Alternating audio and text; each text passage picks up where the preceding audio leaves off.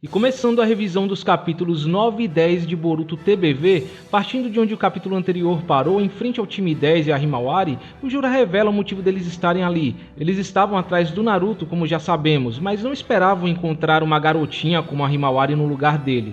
Ao mesmo tempo, Shikadai informa a unidade sensorial que eles encontraram os invasores e pede reforços. Mas enquanto os reforços não chegam, ele tenta tirar o máximo de informação dos inimigos, perguntando por que eles vieram a um lugar tão remoto. Nisso, o Jura calmamente apenas teleporta um livro de bolso, talvez uma espécie de bingo book, com informações sobre o Shikadai e mais uma vez reafirma as suas intenções, dizendo que tem assuntos a tratar com Naruto e que só estava ali seguindo seus rastros, também se mostrando tão surpreso quanto eles.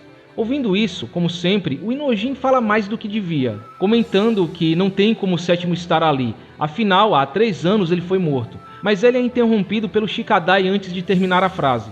Sendo assim, o Jura logo entende que o Naruto não está em nenhum lugar da vila e também porque a reação da Nove Caudas, da Kyuubi, estava vindo apenas da Himawari, confirmando que de fato aquele chakra que ele sentiu no capítulo passado foi da Kyuubi, e não o chakra das outras bijus, da Kaguya, da Himawari biju humana e por aí vai que o Fandom estava teorizando no capítulo passado. Isso é bom até pra galera aprender que a possibilidade mais óbvia quase sempre é a que vai acontecer. Bom, ao ouvir o que o Jura disse, o time 10 e a Himawari ficam confusos, não entendendo o que ele quer dizer com isso, afinal, qual seria a relação entre a Kyuubi e a Himawari? Mas aparentemente nem o próprio Jura sabia também, por isso, curioso com todas essas novas perguntas e admitindo gostar muito disso, o Jura tenta prender a Himawari no Mokuton, mas ela acaba sendo salva pelo time 10 e o seu trabalho em equipe, até tirando alguns elogios do Jura por mostrarem tamanha coordenação sem nem mesmo trocar palavras. Em respeito a esse trabalho em equipe, o Jura avisa que o único objetivo dele é a Himawari. Eles não têm intenção de serem hostis ao time 10, mas serão obrigados a atacá-lo se resistirem. E agora, com informações o suficiente, o Shikadai avisa ao Shikamaru sobre os objetivos dos inimigos, que eles estão atrás da Himawari e que isso tem a ver com a Kyuubi por algum motivo que eles ainda desconhecem. Prosseguindo, enquanto isso, o Amado monitora o Kawaki mostrando não ter ideia de quem o Jura é, mas logo a cena muda para o Boruto e o Kashinkode que estão em um esconderijo que claramente parece ser o esconderijo do Orochimaru visto no Gaiden, ou no mínimo um dos esconderijos dele, mas esse é um assunto para as considerações finais. Enfim, aparentemente o Kashinkode está usando a habilidade de enxergar através dos sapos, uma habilidade que já vimos anteriormente, para seguir os rastros deixados pelas Shinjus, onde inclusive podemos ver que um sapo está segurando um acessório, um triângulo de metal que é usado como ponto de referência para o Boruto se teleportar, talvez confirmando que de fato o Boruto esteve se teleportando para esses objetos esse tempo todo, e que diferente do Minato e do Tobirama, o Boruto só seja capaz de marcar objetos e não pessoas. Voltando para a Jura e o time 10, o Shikadai pergunta ao Jura por que eles mudaram o alvo para Himawari se vieram atrás do Naruto, e o Jura esclarece que é porque ele está sentindo a reação do chakra da Kyuubi vindo da Himawari, deixando o Shikadai confuso, já que a Kyuubi devia estar extinta. Mas em todo caso, por também não saberem o que está acontecendo, o Jura assume que eles devem devorar a Himawari para encontrar a resposta, e vai em direção a Himawari lembrando do aviso que acabou de dar ao time 10. Enquanto isso, Shikamaru mobiliza reforços para ajudá-los, mas de repente um dos sapos do Kashinkode aparece no escritório do Shikamaru pedindo para que ele entre em contato com Aino novamente, informando que o Boruto voltou à vila. Também em paralelo, Kawaki acorda praticamente recuperado de todo o dano que sofreu do Jura, onde inclusive a Delta até comenta que ele foi capaz disso graças às suas habilidades de regeneração, o que o torna quase imortal, por isso ele acaba agindo sem pensar. Uma atitude que indica que o Kawaki apenas está sendo precipitado e confiando cegamente em seus poderes. Mas enfim, até que em um momento o Kawaki sente que tinha mais alguém que não foi convidado. Enquanto isso, Boruto analisa o local onde os ninjas randoms foram mortos pelo Jura, e é informado pelo Shikamaru sobre as intenções das Shinjus em relação a Himawari, mas ele acaba sendo interrompido pela chegada do Kawaki. Inicialmente, Boruto tenta dialogar com o Kawaki e convencê-lo de que ele não é a prioridade no momento, e sim os inimigos que estão atacando a vila, até mesmo oferecendo ajuda, dizendo que o Kawaki pode ir com ele se quiser, mas o Kawaki não lhe dá ouvidos e continua o considerando como o único inimigo de Konoha que importa. Sendo assim, ele tenta atacar o Boruto com as hastes do Sukuna Hikona, mas o Boruto consegue esquivar de todas elas facilmente, enquanto se aproxima do Kawaki e acerta um soco no estômago dele como se não fosse nada. O Boruto até tira sarro do Kawaki, o chamando de patético e dizendo que ele não treinou o suficiente, o que deixa a Delta que estava ali só observando tudo surpresa, perguntando que raio de treinamento o Boruto fez. Um trecho que por si só confirma o que eu já vinha dizendo há muito tempo sobre o motivo do Boruto ser tão poderoso. Ele simplesmente treinou até desbloquear todo o seu potencial latente. Bom, continuando. Em um momento, o Kawaki ativa o Karma que acaba ressoando com o Karma do Boruto, fazendo ser ativado também. Mas isso obriga o Boruto a se afastar do Kawaki o mais rápido possível, pois segundo o Kashin Code ele poderia perder o controle, também fazendo o Kawaki perceber que o Boruto não consegue controlar o Karma por algum motivo. E voltando para o Jura e o time 10 ignorando os avisos do Jura, tenta resistir enquanto protege a Himawari. O Shikadai até mesmo consegue prender o Jura com Kagemani e em resposta o Jura tenta lançar uma Bijudama neles, mas acaba errando o alvo graças a Chocho. A Bijudama acaba acertando algumas montanhas ali perto, indicando a localização exata deles para Sarada e a Sumire que estavam a caminho. E também abrindo uma brecha para o time 10 junto da Himawari conseguirem escapar. Após se recuperar do baque da explosão, o Jura se mostra curioso com a atitude deles, arriscando as suas vidas ao invés de entregarem a Himawari. O Hidari, por sua vez, não vê muito sentido nas ações deles, apenas os considerando tolos, mas o Jura assume que eles estão agindo contra o seu próprio instinto de sobrevivência por alguma razão e quer saber o porquê disso, assumindo que seria uma informação valiosa para eles. E chegando ao final do capítulo, enquanto isso o time 10 discute o que farão a seguir. O Shikadai considera que enquanto eles estiverem com a Himawari, o Jura não usaria um ataque tão absurdo e sugere que eles continuem em grupo. Além disso, eles decidem se afastar da vila para conduzir os inimigos para fora. Mas a Himawari, em um ato de altruísmo, sugere que eles a deixem sozinha, se sacrificando para protegê-los, assumindo que contra inimigos como esses, eles não conseguiriam fugir sozinhos tanto quanto ela. Até que de repente ela se vê em seu subconsciente, onde uma mini Kyuubi aparece, surpresa pelo Jubi ter conseguido farejá-la, e assim o capítulo termina com a Kyuubi perguntando a Himawari se ela sabe quem era ela. Agora indo ao capítulo 10, enquanto o time 10 e a Himawari fogem, Juri e Hidari são interceptados pelo Konohamaru junto de alguns ninjas randoms. O Shikamaru informa ao Konohamaru sobre a natureza da situação e a intenção do time 10. E em paralelo o Kawaki fica sabendo sobre a Himawari ser o alvo. Nisso, Shikamaru aconselha o Kawaki a dar prioridade aos invasores e deixar o Boruto de lado por enquanto, argumentando que o próprio Boruto era inimigo deles e que eles poderiam fazer uso da força dele. Então, surpreendentemente, o Kawaki tem a sua primeira decisão sensata em muito tempo, indo ajudar a Himawari se mostrando muito preocupado. Um detalhe que mostra que, como se esperava, ele ainda tem um forte laço com a Himawari e que o Naruto não é a única pessoa com quem ele se importa. Prosseguindo, Shikamaru também fala com o Boruto perguntando o que aconteceu, mas aparentemente o Boruto estava escondido esperando seu karma regredir e desconversa dizendo que aconteceu um leve acidente e que apenas precisa descansar.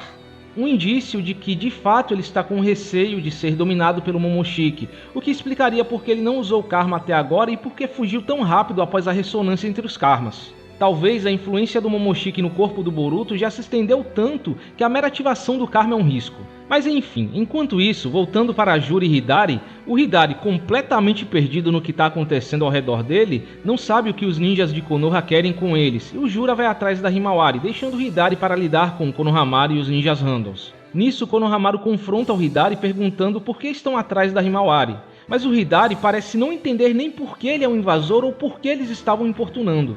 Então Konohamaru pergunta à unidade sensorial sobre a detecção do Sasuke entre os invasores mais cedo, já que não havia nenhum sinal dele. E em resposta a unidade sensorial informa que o Sasuke estava bem na frente dele, deixando Konohamaru confuso. Até que de repente Sarada e Sumire também aparecem lá, e vendo a Sarada, o Hidari imediatamente tenta atacá-la com o Chidori, mostrando ter a mesma capacidade do Kodo de criar marcas de garra, parecendo bem atrás dela, mas a Sarada rapidamente ativa o Sharingan, conseguindo esquivar do Chidori e ainda contra-atacando com seu próprio Chidori, mas aparentemente o Hidari não sofre nenhum dano. O que também deixa a Sarada confusa, se perguntando o que ele é, já que o Hidari estava usando um ninjutsu de seu pai. Ao que parece, ninguém consegue ver uma semelhança entre o Hidari e o Sasuke à primeira vista.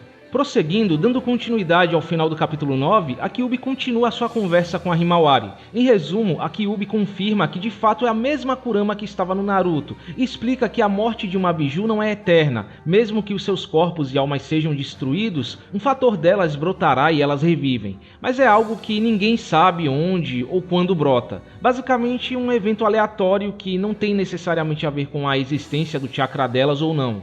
Por isso a despedida da Kurama passa essa impressão de ser uma última despedida, uma despedida definitiva, pois ela não sabia quando iria voltar. Ela poderia voltar em poucos anos ou até após a morte do Naruto. Mas enfim, a Kurama também fica surpresa que tenha voltado logo na Himawari tão cedo, assumindo que ela tenha herdado uma parte de seu chakra quando nasceu, ou que seja o destino do sangue dos Uzumakis e Hyugas que ela carrega.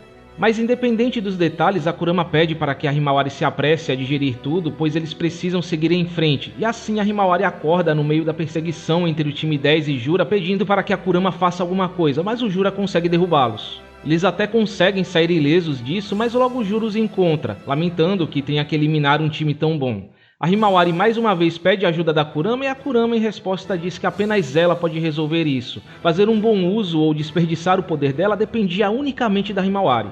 Mas a Himawari não sabia o que fazer, e a Kurama acaba revelando que o chakra da Himawari tem uma afinidade maior com seu chakra do que qualquer outro antecessor, incluindo o próprio Naruto. Porém, antes de tudo, ela precisava acreditar em si mesma. Sendo assim, a Himawari parte para cima do Jura sem pensar duas vezes, mas é facilmente derrotada, acabando com a perna quebrada pelo Jura. Em sequência, o Inojin fica fora de si, mas todos os seus ataques são inúteis contra o Jura. Até que em um determinado momento o Jura começa a envolver a Himawari em Mokuton novamente, revelando que essa é a forma que ele vai, entre aspas, devorá-la. Em resumo, ele vai fazer a mesma coisa que os Tsumeakas faziam, e não devorá-la em si, basicamente a envolvendo numa árvore onde ela se tornaria o seu nutriente. E chegando ao final do capítulo, o Inojin mais uma vez tenta atacar o Jura partindo para cima dele sem pensar, mas é facilmente derrotado. Ainda assim ele resiste, implorando ao Jura para que deixe a Himawari em paz. E é aí que, para surpresa de todos, o Jura empala o Inojin com o Mokuton bem na frente da Himawari, permitindo que ela finalmente consiga ter acesso ao poder da Kurama graças à raiva. E assim o capítulo termina. Agora, indo para as considerações finais, primeiro, começando pelo capítulo 9, em geral esse capítulo foi um bom pontapé inicial para o volume 3, onde teve de tudo um pouco, tensão, ação, a confirmação de algumas coisas que ficaram em aberto no capítulo 8, juntamente com essa volta óbvia da Kurama, um acontecimento que está gerando uma bela comoção no fandom. Mas basicamente foi uma grande transição para o capítulo 10 do que qualquer outra coisa, então talvez eu não tenha muito o que comentar ou extrair desse capítulo, mas há alguns pontos que valem a pena serem destacados.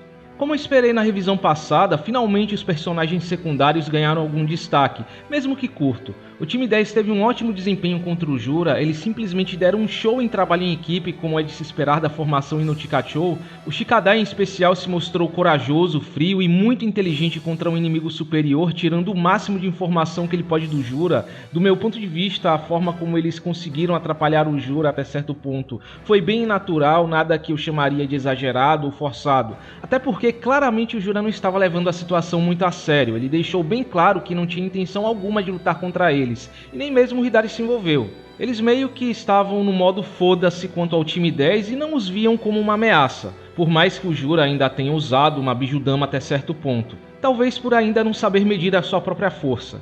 Creio que a falta de experiência do Jura, aliada à indiferença dele, tenha sido a maior vantagem do time 10. Em outras circunstâncias, o Jura teria matado eles tão rápido quanto os ninjas randoms do portão da vila, sem dar qualquer brecha para eles escaparem.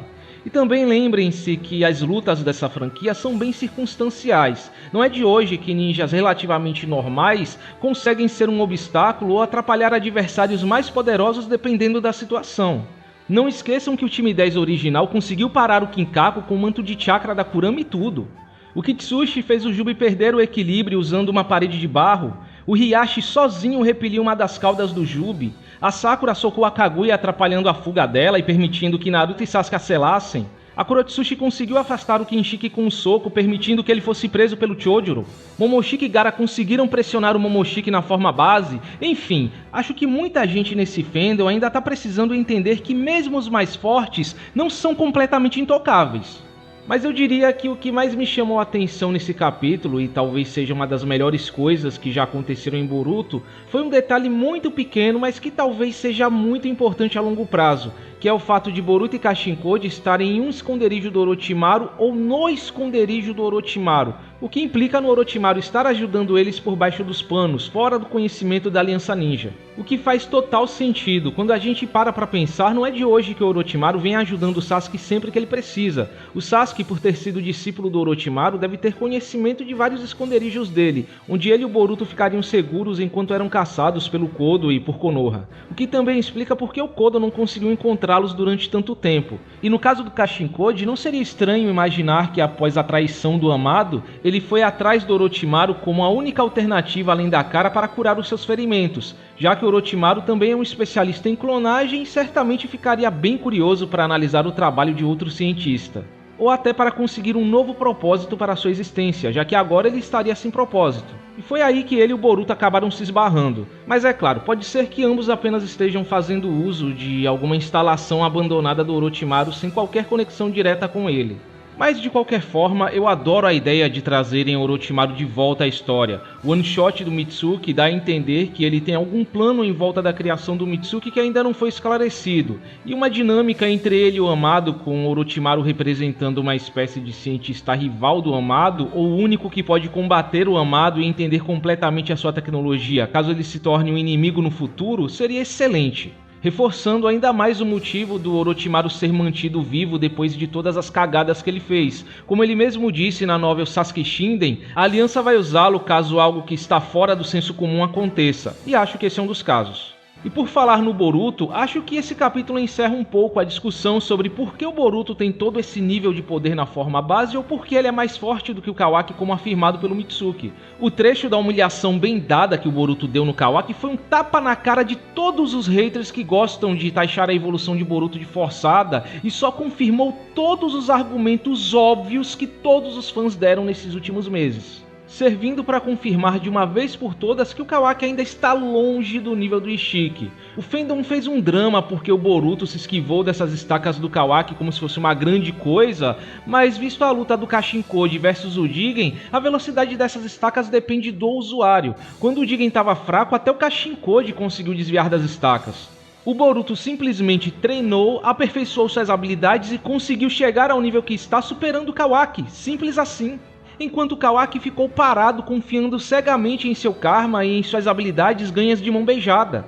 O que é um clichê básico em Battle Shonen, o esforço e sacrifício versus a facilidade e comodidade. E também com a possibilidade do Orochimaru ter algum envolvimento com ele, além de tudo que ele já tem, genialidade, talento natural, corpo Otsuki, treinamento com 2 ninjas de alto nível, técnicas poderosas e versáteis em batalha, etc., o que por si só justifica qualquer nível que ele tem ou qualquer ninjutsu que ele tire da manga. Ele também pode ter o acréscimo de melhorias feitas em seu corpo pelo Orochimaru através de melhoramento genético, implantes de DNA, esteroides e drogas, não muito diferente do que também aconteceu com o Sasuke até certo ponto. O capítulo basicamente deu a entender que ele pode acabar perdendo o controle se usar o karma e ser dominado pelo Momoshiki, só confirmando as suspeitas que todos já tinham nos últimos capítulos. Agora tá evidente que o Boruto foi obrigado a ficar mais forte sem depender do karma. E se ele não pode depender do poder bruto do Momoshiki, ele vai melhorar o seu corpo sem o karma em sua forma base.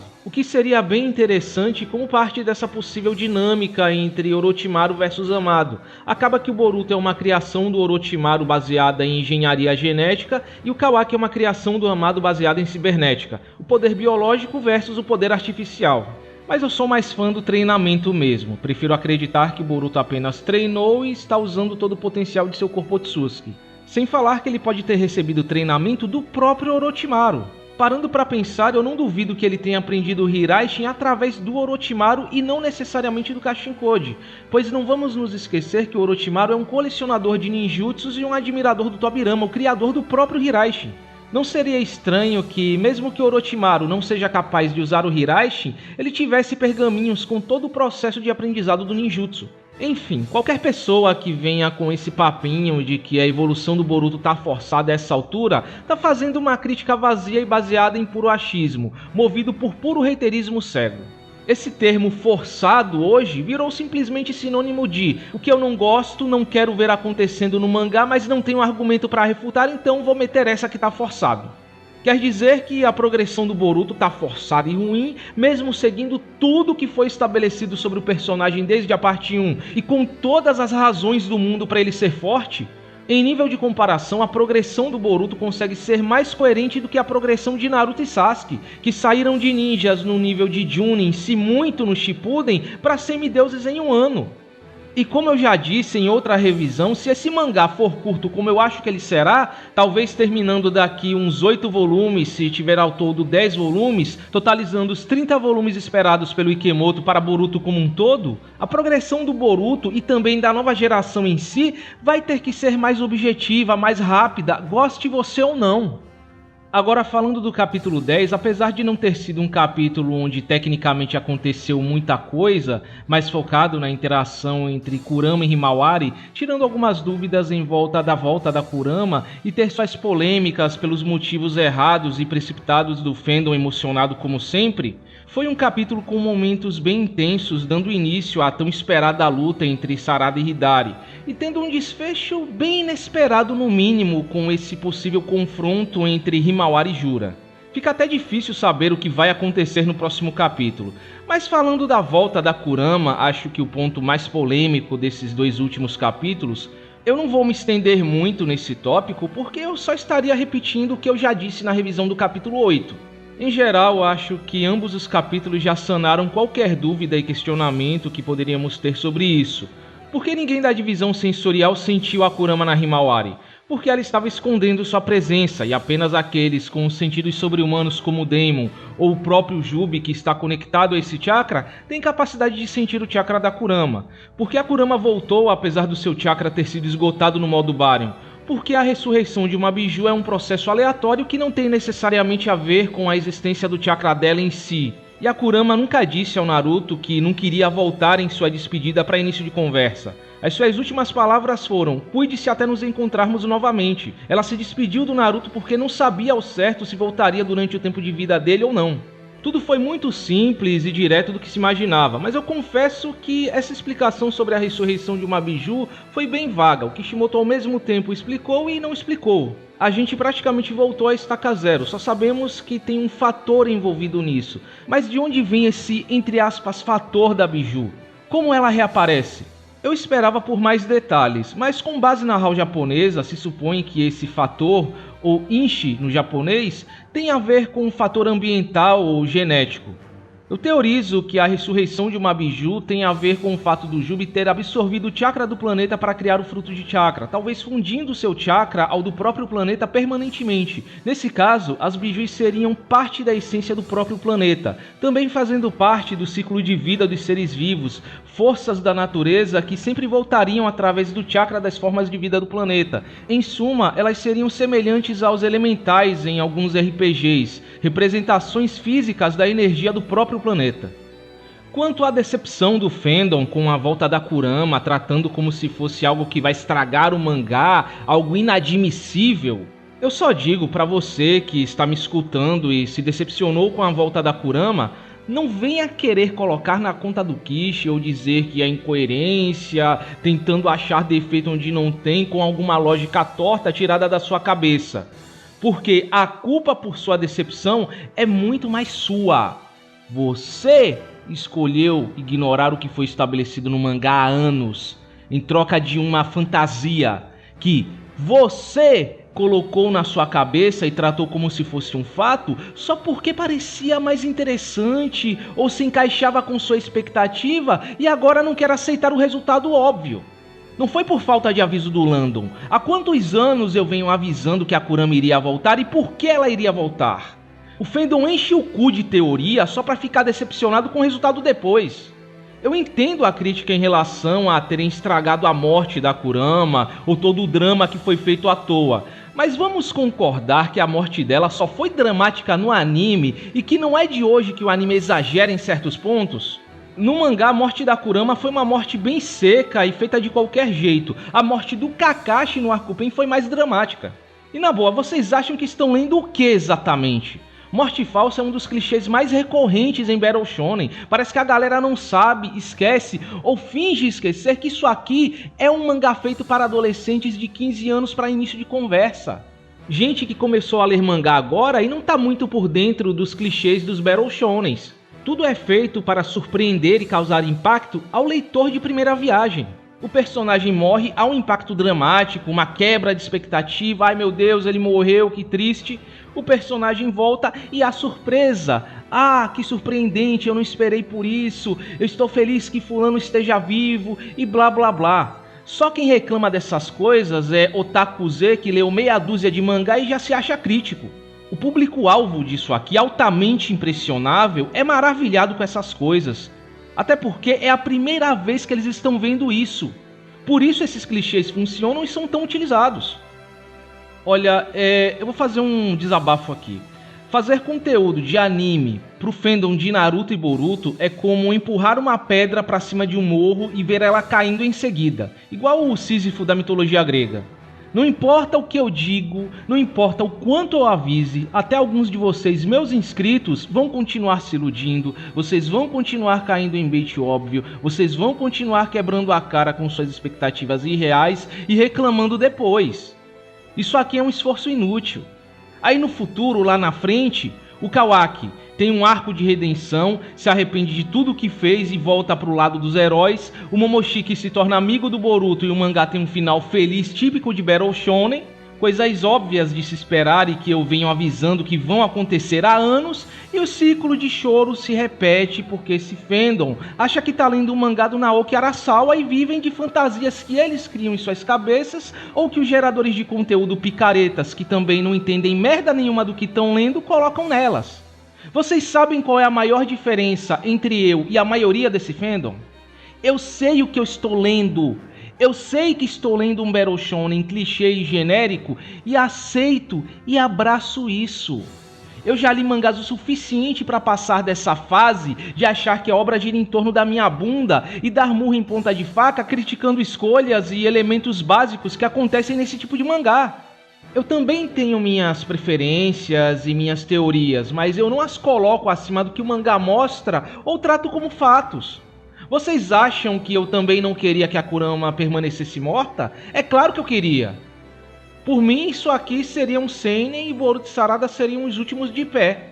Mas eu não posso ignorar que existe a regra de que a Biju volta depois de um tempo após a sua morte e que essa regra não foi explicada ou reformulada até então. Eu não posso ignorar que o Naruto é um personagem símbolo de franquia, que ele está para essa franquia como o Pikachu tá para Pokémon ou o Goku tá para Dragon Ball. Portanto, por mais que ele seja tirado de cena e seja nerfado, eventualmente ele vai voltar com tudo que ele perdeu, mesmo que seja no final. E que a Kurama era o principal poder dele. Eu não posso ignorar que em um Battle Shonen, normalmente, quanto mais próximo um personagem é do núcleo principal, mais improvável é a morte dele. Quem sabe o que tá lendo tem a mínima noção do que esperar e não vai ficar de mimimi e chororô por qualquer coisa.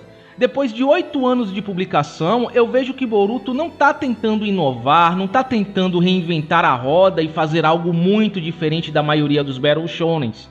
E tudo bem. Eu não vou esperar que Boruto seja algo que ele não é feito para ser e que me entregue mais do que ele se propõe a entregar. Eu vou aproveitar a jornada. Esperar que Boruto seja uma obra fora da curva a essa altura é burrice. Enfim, de qualquer forma, eu espero que essa situação tenha servido de lição. Cuidado com suas expectativas. Finalizando aqui a primeira parte da revisão. O link para a segunda parte estará na tela e na descrição do vídeo. Nos vemos lá.